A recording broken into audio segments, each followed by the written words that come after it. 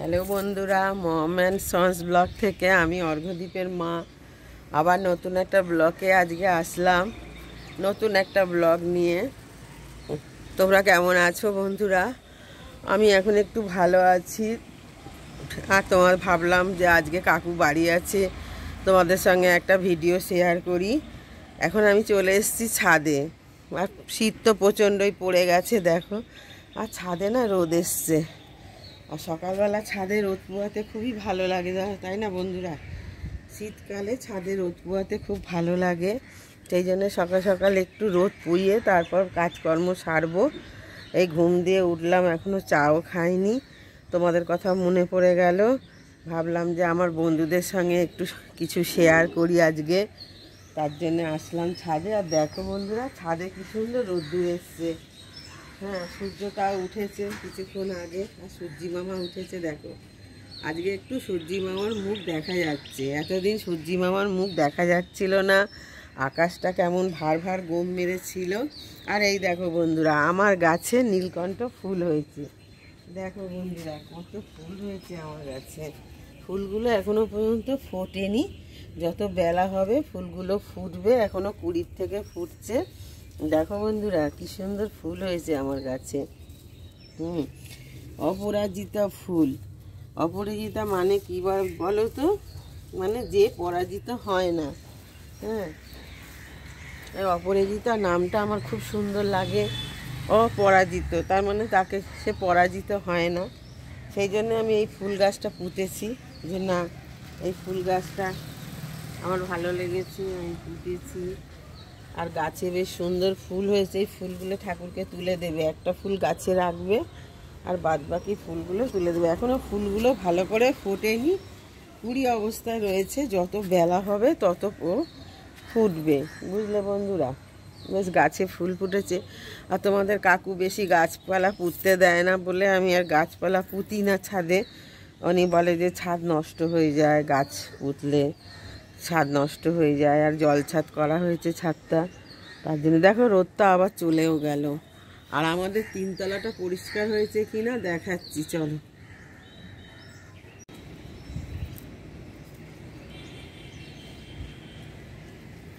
রাম মন্দিরের এটা দেখা যায় এখান দিয়ে, আরো ওই যে রাম মন্দিরটা দেখা যায়, যে এটা ছিল হনুমানটা। হনুমান ওই যে ওইদিকে গাছে ঢাকা পড়ে গেছে, ওই যে লম্বা যেটা। হ্যাঁ, জুম করে দেখাতে পারবে না, পাবে না।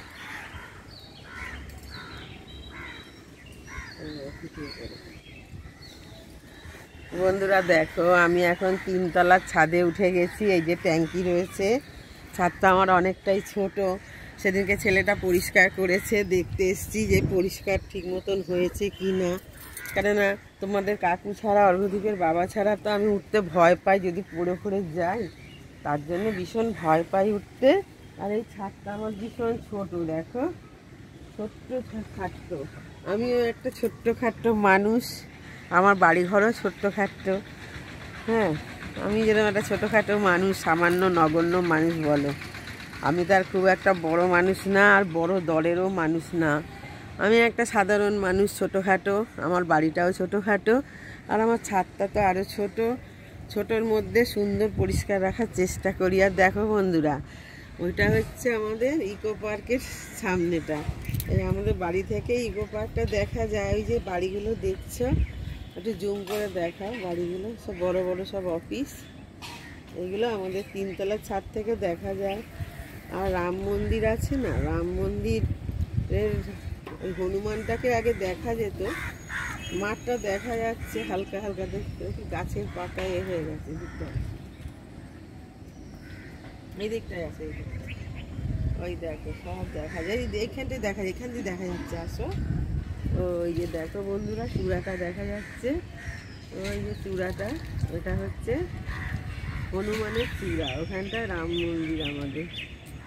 একদিন ইচ্ছা আছে রাম মন্দিরে যাওয়ার, যাবো একদিন, দেখছি সময় পেলে একদিন রাম মন্দির দিয়ে ঘুরে আসবো, আর তোমাদের রাম মন্দিরটাও দেখাবো। কি সুন্দর আমাদের বাড়ির সামনে একটা রাম মন্দির আছে। হ্যাঁ, নিউ টাউনের রাম মন্দির তোমাদেরকে দেখাবো। আর ছাদে এসে গেছি। আর দেখো বন্ধুরা, এবার রাস্তাটা আমাদের দেখা যাচ্ছে, দেখো ছাদ দিয়ে, তিনতলার ছাদ দিয়ে না আমাদের রাস্তাটা দেখা যাচ্ছে। আর কত গাড়ি ঘোড়া যাচ্ছে দেখো। সকাল হয়েছে, সব মানুষ দৌড়াচ্ছে যার যা নিজে নিজে কাজে। আর আমিও ছাদটা দেখতে আসলাম, এখন প্রচুর কাজ আছে। আর কাকুর একটা ফেভারিট রান্না, ফেভারিট খাবার আজকে করব। আবার অর্ঘ্যদীপ বলছে যে একটু মাংস আনবে, পরশুদিন মাংস খেয়েছে, তাও ওর মন ভরছে না জানো। রাত্রিরে শুয়ে শুয়ে আমাকে বলছে একটু কি মাংস হবে না রবিবার দিন। তা আমি বলছি দাঁড়া, আমার মাথাটা খারাপ করিস না, দেখা যাক কি হয়। এমন পাগল করে এরা জানো। মানুষ বলে না যে মেয়েরা নিজেদের জন্য জন্মায় না, অপরের জন্য জন্মায়। আমি নিজে কি খাবো সেইটা চিন্তা করি না, সকাল হলেই ওরা কি খাবে, ওদের জন্য কি রান্না করব, সবসময় এটাই আমার চিন্তা। ওদেরকে নিয়েই আমি ব্যস্ত, আমার সংসার নিয়ে আর স্বামী পুত্র নিয়ে। নিজে কি খাবো, নিজে কি করবো তার কোনো ঠিক ঠিকানা নেই। চলো কাজগুলো করে নেই। আর দেখো প্রকৃতিটা কত সুন্দর। দেখো একটু রোদ উঠলো, ভাবলাম ছাদে আসলাম, কিন্তু রোদ ভ্যানিস। রোদ মানে সূর্যি মামা উঠতে চায় না এখন। মানুষে যেরকম ঘুম থেকে উঠতে চায় না শীতকালে, আর সূর্যি মামাও সেই অবস্থা, শীতকালে সহজে উঠতে চায় না। হ্যাঁ, গরমকালে দেখো কত রোদ্দুর, ভালো লাগে না। সকালেই সূর্যি মামা উঠে পড়ে, কিন্তু শীতের দিনে সূর্যি মামাও উঠতে চায় না জানো। আমার ছেলে যেরকম উঠতে চায় না, সূর্যি মামাও উঠতে চায় না। আর দেখো গাছের পাতাটা একদম এইখানে চলে এসছে আমার। আর দেখো প্লেন যাচ্ছে কিরকম, বাবা প্লেন।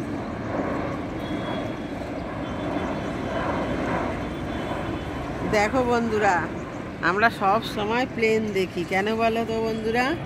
আমরা এয়ারপোর্টের খুব কাছেই থাকি তো, আর প্লেনটাও আমরা সব সময় দেখি জানো। কোনো বাচ্চা যদি আমাদের বাড়ি বেড়াতে আসে, ছাদে আসে, প্লেন দেখে যে কি মজা পায় তোমাদের আর কি বলবো। এত প্লেন দেখে মজা পায়। চলো উপর থেকে সব দেখছি, সব দৃশ্যগুলো দেখো, দেখা যাচ্ছে কি সুন্দর লাগছে ভিউটা। তোমাদের কেমন লাগছে আমাদের বাড়ির এই আশপাশের ভিউটা কমেন্ট করে অবশ্যই জানাবে। এদিকটা দেখো,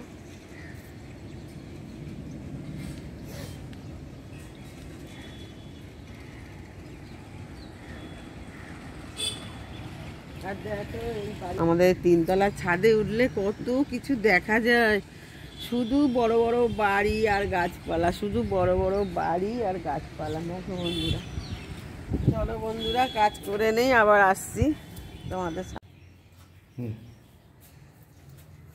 দেখো বন্ধুরা, আমি এখন ঘরটায় চলে আসলাম। এটা হচ্ছে অর্ঘ্যদীপের ঘর।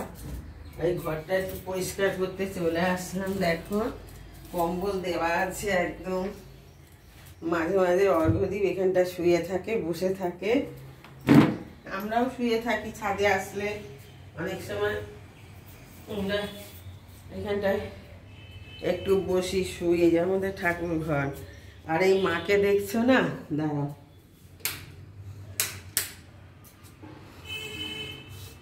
এই দেখো বন্ধুরা, এখানে একটা মা আছে। হ্যাঁ, এই যে মা কালীর ফটোটা দেখো।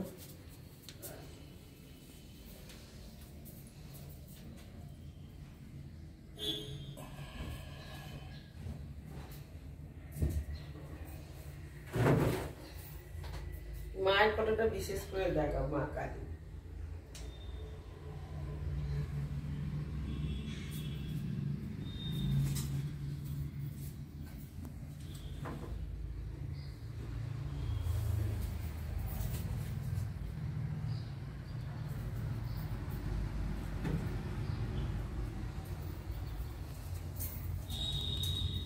এই যে বন্ধুরা, তোমাদের সঙ্গে একটা কথা আজকে শেয়ার করি। এটা বল।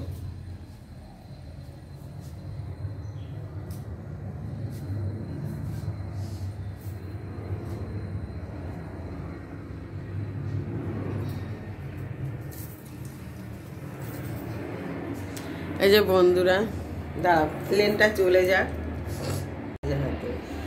এই যে বন্ধুরা, আমি না ওই আমাদের যখন ঘর বাড়ি হয়, সব ঘরের বাড়ির জিনিস কিনতে গিয়ে একটা ফটোর দোকানে ওই মা কালীকে আমি দেখতে পাই, যে মায়ের ফটোটা দেখালাম তোমাদের, মা কালীর ফটো। তা আমি তো সরল মনে, আমি জানতাম না যে ওই কালী রাখতে নেই ঘরের মধ্যে। তা আমি এখন পছন্দ হয়েছে মাকে, আর আমি তো মা কালীর ভক্ত, আর আমি পছন্দ হয়েছে বলে আমি মাকে ঘরে নিয়ে এসেছি কিনে। তারপর অনেকেই বলেছে যে মা কালী ঠাকুর রাখতে নেই এই সিংহাসনে, অনেক ব্রাহ্মণ বলেছেন, অনেকেই বলেছে আমাদের আত্মীয় স্বজনরা। কিন্তু আমি তো আর মাকে ফেলতে পারি না বলো, মাকে নিয়ে এসছে আদর করে কিনে, পছন্দ হয়েছে, সেই মাকে আমি কি করে ত্যাগ করি? সিংহাসনে বসিয়ে পুজো করছি যথারীতি। তা আমি মাকে বললাম, মা আমি তোমাকে নিয়ে এসছি, সবাই বললো যে মা কালীকে রাখা ভালো না, রাখতে নেই। মা তুমি আমাকে আমার ভালো করো, আমার সাথে ভালোভাবে থেকো, মানুষের কথা আমি শুনছি না, তুমি যা ভালো বুঝবে তাই করবে। কিন্তু আজ পর্যন্ত মা এসছে, মা কোনো আমার ক্ষতি করেনি, মা আমার ভালোই করেছে। এই মা আসার পরে আমি দোকান কিনেছি, এই মা আসার পরে অর্ঘদীপ গ্র্যাজুয়েশন কমপ্লিট করেছে। কেন, ওর যা শরীর খারাপ হয়েছিল, পড়াশুনো থেমে যাওয়ারই কথা ছিল, কিন্তু ও এগোতে পেরেছে। আর এই ঘরে বসে বসে তোমাদের সঙ্গে একটু শেয়ার করলাম, অনেক কথা আছে, পরে আবার বলবো।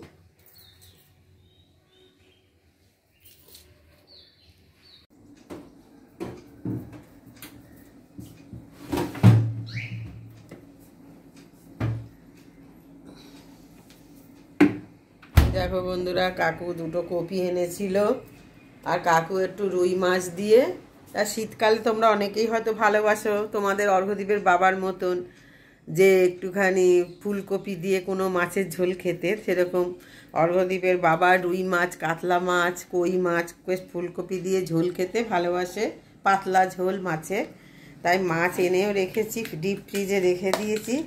এই মাছটা এখন খোলা যাচ্ছে না বাবা, শক্ত হয়ে গেছে। এই দেখো, আমি বৃষ্টির দিন বা আকাশটা বৃষ্টি বৃষ্টি করছিল বলে এনে রেখে দিয়েছি। মাছ যদি বাজারে না যেতে পারি, আমি তো যাই বাজারে। আর এই ফুলকপি কালকে রান্না করেছি, একটুখানি কাকুর জন্য রেখে দিয়েছি। আজকে আলু ফুলকপি দিয়ে রুই মাছের ঝোল হবে। আবার অর্ঘদীপ বলছে মাংস হবে, কত জ্বালায় দেখো, জানি না কি করব। মাংস আছে ফ্রিজে, ওতে ওর মন ভরবে না, এক পিস আছে আলু, এক পিস মাংস। দেখি না করতে পারলেও কালকে করে দেবো, বলবো যে আজকে এইটা খা, কালকে করে দেবো। আর এখন আমি রান্না করব, চলো। এই দেখো বন্ধুরা, চলে আসলাম রান্নাঘরে। আজকে টিফিনে হবে, আজ রবিবার, আজ টিফিনে হবে ঘুগনি। মটরগুলো অনেক দিনই ছিল, নষ্ট হয়ে যাবে বলে আজকে টিফিনে ঘুগনি। এখন মটরগুলোকে সিদ্ধ করব, করে তারপর ঘুগনি বানাবার। এই দেখো পালং শাকের কি দাম, পালং শাক, সিম, আর ফ্রিজে আছে মূলো, কুমড়ো, বেগুন, ওই দিয়ে আর বড়ি দিয়ে পালং শাকের তরকারি হবে। আজকে আমাদের মাংস হবে না, মাংস আজকে বানাবো না। যেটুকু ফ্রিজে মাংস আছে ওকে দিয়ে দেবো। এই রান্না বান্না করতে চলে আসলাম, চলো আবার পরে দেখা হচ্ছে।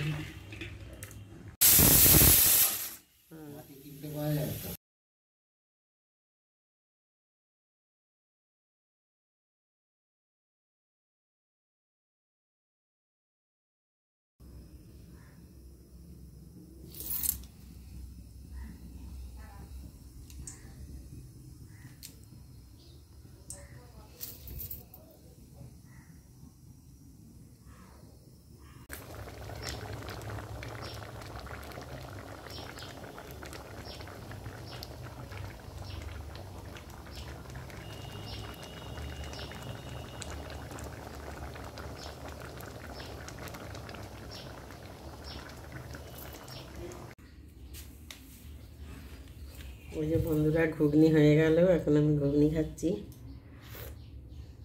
দারুণ হয়েছে।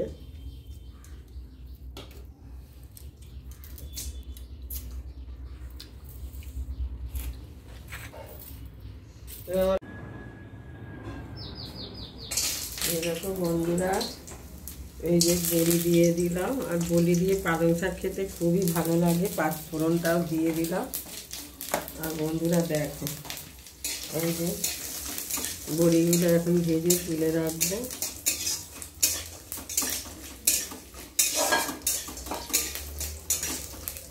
কড়া করে ভেজে তুলে রাখবো বড়িগুলো।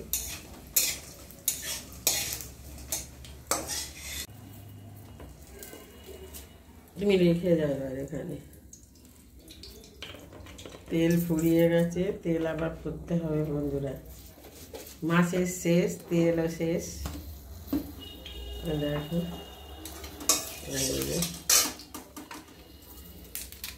তোমাদের কাকু পালং শাকটা ধুয়ে দিল। কাকু থাকলে আমার তাড়াতাড়ি রান্না হয়ে যায়।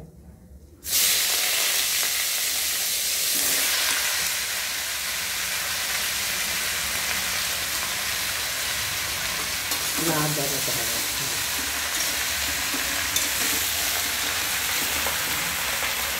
তোমার আমাকে তরকারি দেয়।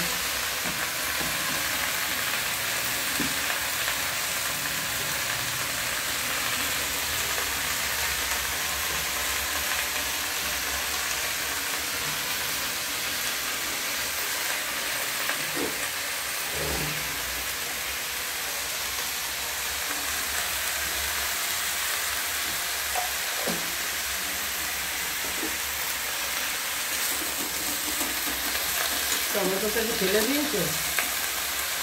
এই টমেটোটা দাও তো। এটার মধ্যে কী আছে? ওটা এটার মধ্যে কী আছে?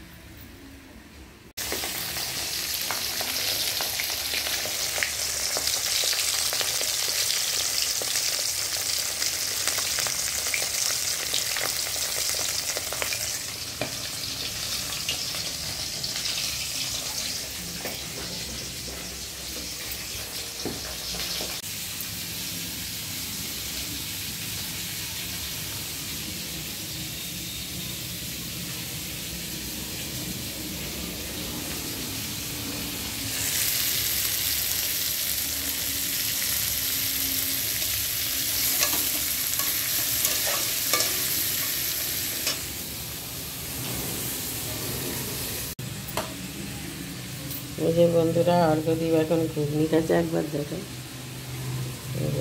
অর্ঘ্যদীপ ঘুগনি খাচ্ছি, আর আমার পেঁয়াজ রসুনটা দিয়ে দিয়েছি, মাছ ভাজা, আর এই মশলাটা দিয়ে দেবো।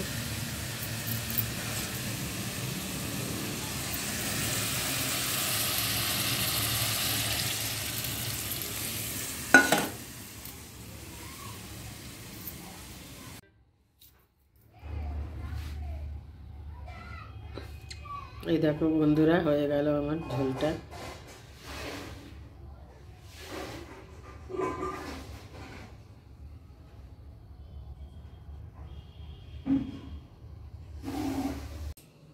বন্ধুরা আমার মোচা ঘষা, গ্যাস ট্যাস পোছা সব হয়ে গেল, বাসন ধোয়া হয়ে গেল। দেখো এই যে বাসন টাসন ধোয়া হয়ে গেছে, আমি শুধু ভাতটা করবো। সব পরিষ্কার হয়ে গেল আমার। দেখো রান্নাঘর পুরো পরিষ্কার হয়ে গেল। কাকু সব কাচাকুচি করছে।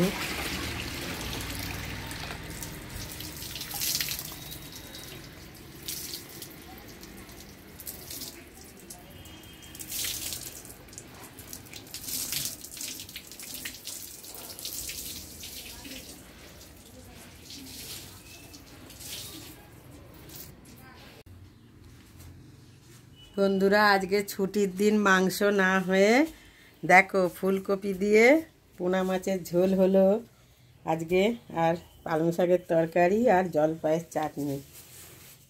ভিডিওটা ভালো লাগলে লাইক, শেয়ার, সাবস্ক্রাইব করে দিও। আবার দেখা হবে একটা নতুন ব্লগে।